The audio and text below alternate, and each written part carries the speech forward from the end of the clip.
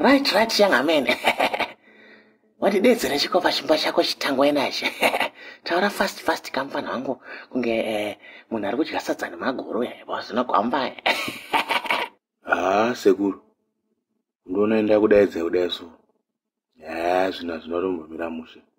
Zvina zvinotombobatana sekuru. Vakatosviba kuita navy black chaipo.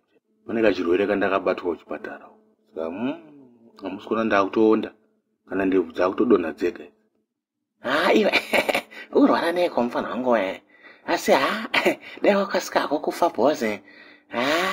Uzorore bhozi nhamo yauri uri kutamba pasi panapa mfana wangu uri kufema nhamo kai wewe pasi pezuva. Saka I musha wako uri kudenga mfana wangu upfumi hwako hwese uri kudenga kuna Namoziso. Saka zorora zvako yangamene. Sekuru, kufarira kufa kwangu here chaiko. Musadaro so. Muzukuru zorora zvinoyevedza.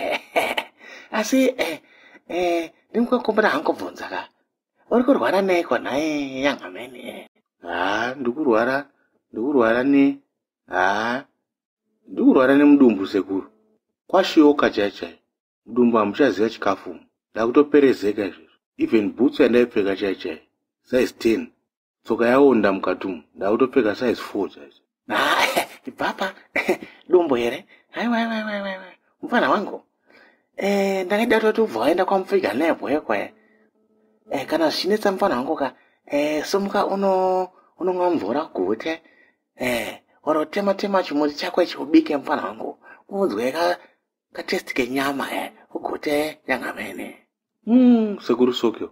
Saka sekuru hamunawo kana mukoma here kana munin'ina. I think akakwanisa kundinzwawo.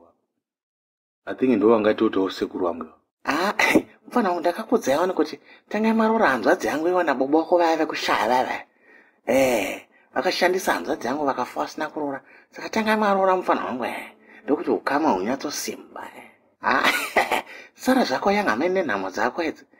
Ko nhamo dzemumwe dzinorambirwa jembere chena muponesi. Sara yangamene. Sekuru mungabva madaro here. Daddy goody again here. You my way. Baba mane patro. Baba mane papiro. Baba mane patro. Baba mane papiro.